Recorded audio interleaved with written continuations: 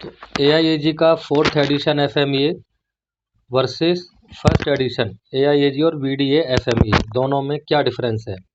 तो ये की डिफरेंस आपको याद होना चाहिए इंटरव्यू में, जो कि फ्रिक्वेंटली हर कोई पूछेगा। जब भी उनकी कंपनी में, अगर मान लो किसी कंपनी में VDA FMEA चलता है तो आपसे VDA FMEA के बारे में ज़रूर पूछेगा, ठीक है। क्योंकि 4th FMEA के बारे में तो सबको पता चल ही गया है, मेन है VDA FMEA।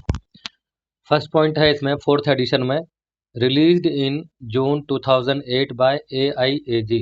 आपको पता है कि ये 4th edition only on AIAG के थ्रू रिलीज हुआ था। First edition AIAG and VDA released in June 2019 by AIAG and VDA। तो VDA और AIAG दोनों ने मिलकर एक नया वर्जन निकाला FMEA का, जो कि जून 2019 में पब्लिश हुआ था। सेकंड पॉइंट है की date and prepared by used in format. पहला जो पुराना जो फॉर्मेट, ये जो 4th एडिशन का जो फॉर्मेट है उसमें की डेट यूज़ होती थी, अप्रूव्ड बाय प्रिपेयर्ड बाय भी यूज़ होता था, मगर यहाँ से की date and prepared by approved by को एलिमिनेट कर दिया है। अप्रूव्ड बाय तो चलो चलेगा, मगर प्रिपेयर्ड बाय को स्पेशली यहाँ से हटा दिया है, ठीक है। Sir next video mute sir video mute किया क्या? है ठीक है सर, आगे। Point number 3, origin date remains same। Third, origin date remains same। Okay, Pawan ने दोबारा ज्वाइन किया आई थिंक।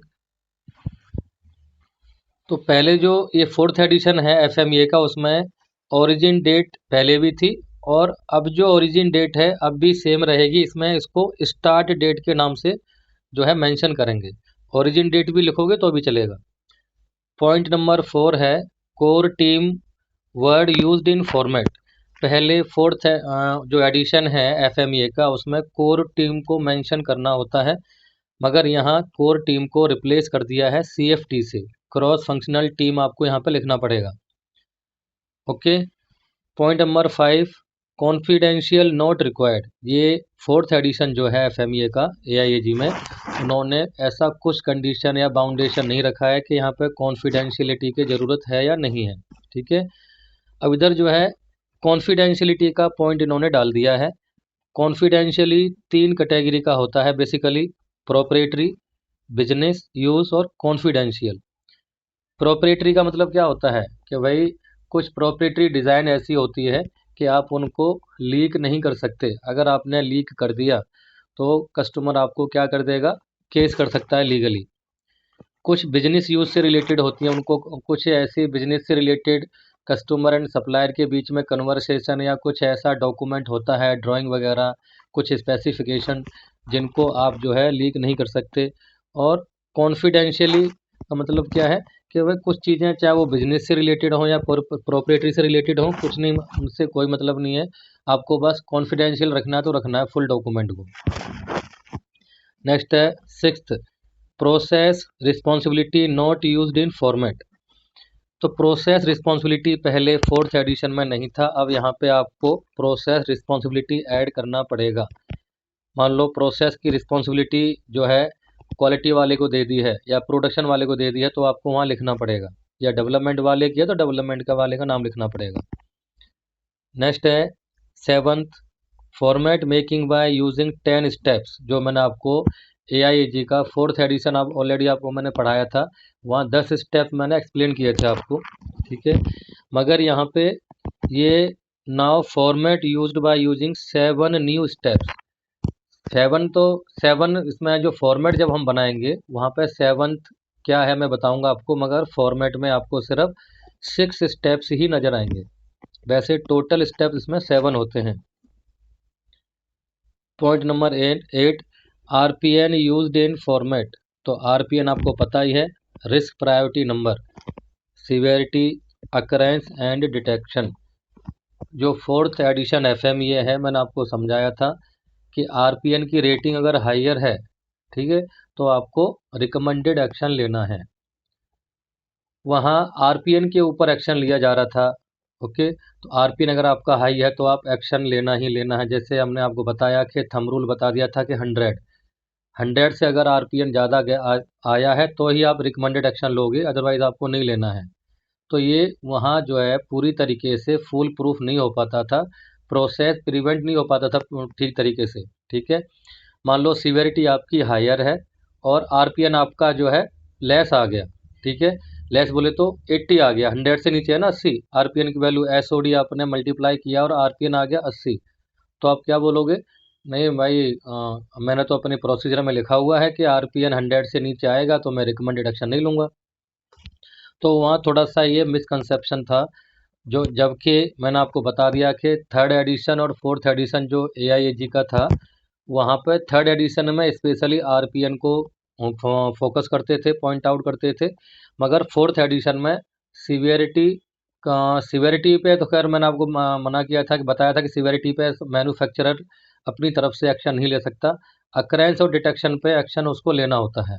ठीक है, तो उस केस में सीवियरिटी अगर हाई है, अकरेंस और डिटेक्शन पे ही सप्लायर एक्शन ले सकता था, तो सप्लायर अकरेंस और डिटेक्शन की रेटिंग को डाउन करके वो आरपीएन को डाउन कर देता था। ठीक है, तो वहाँ इतनी डिफेक्ट की फुल प्रूफ या मिस्टेक प्रूफ एक्ट जो है नहीं हो पाता था प्रोसेस, या डिफेक्ट पूरी तरीके से फुल प्रूफ नहीं हो पाता था, डिफेक्ट फ्री नहीं हो पाता था वहाँ पे। यहाँ पे क्या है, new format used, sorry RPN removed AP, action priority number यहाँ पे यूज कर दिया है, एक्शन प्रायोरिटी नंबर नहीं है, एक्शन प्रायोरिटी ओनली।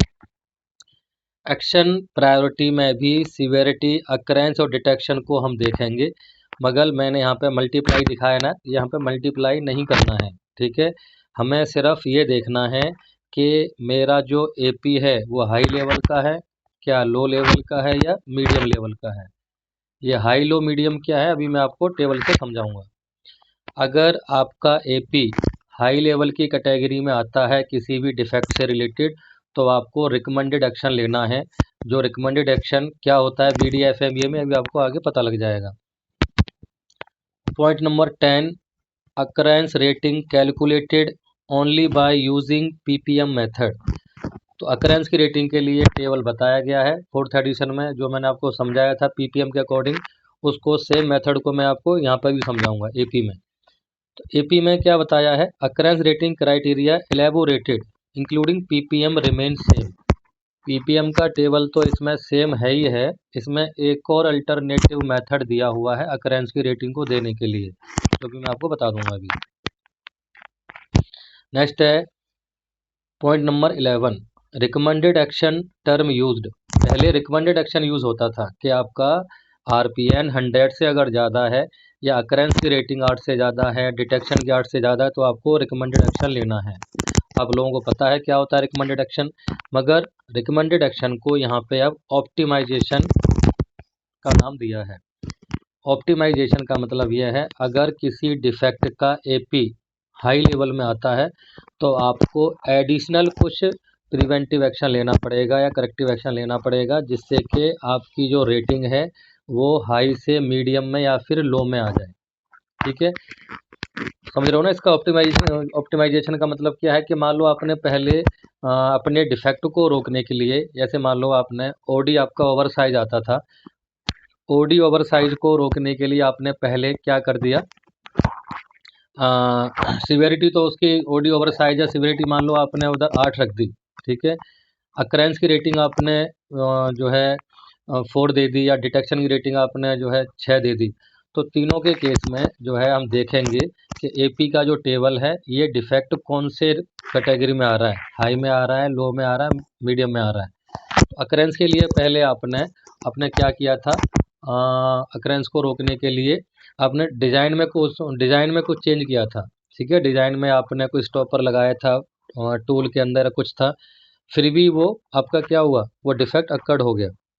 उस अक्कड़ होने की वजह से आपको प्रॉब्लम हो गई। फिर बाद में आपने क्या किया, वहाँ पोका यूके लगा दिया कुछ, कि अगर ओवर साइज कोई पार्ट आएगा इधर पीछे से, हमारे पार्ट में ओवर साइज पार्ट वैसे बन भी गया किसी गलती से, तो मशीन बंद हो जाएगी और वो डिफेक्ट वहीं के वहीं रुक जाएगा, या बनने से पहले मशीन बंद हो जाएगी। ठीक है, ऐसा कोई डिफेक्ट है तो उस केस में आपने जो बाद में जो एक्शन लिया है वो क्या कहलाएगा, ऑप्टिमाइजेशन। ऑप्टिमाइजेशन का मतलब यही होता है कि आपने रिस्क को मिटिगेट किया है। ठीक है, जब रिस्क को मिटिगेट करोगे तो क्या होगा, आपका अकरेंस की रेटिंग कम हो जाएगी, डिटेक्शन की रेटिंग कम हो जाएगी। अगर आपने डिटेक्शन पे एक्शन लिया है तो डिटेक्शन की रेटिंग कम हो जाएगी। जैसे आपने टेस्टिंग किया है, टेस्टिंग की फैसिलिटी दे दी है, या आपने गेज दे दिया है पकड़ने के लिए, तो डिटेक्शन की रेटिंग कम होगी। अगर आपने अकरेंस पे कोई पोका यूके लगा दिया तो अकरेंस की रेटिंग कम हो जाएगी। ठीक है, उसी हिसाब से आपका जो डिफेक्ट की जो कैटेगरी है, हाई से मीडियम में आ सकती है और मीडियम से लो में भी आ सकती है।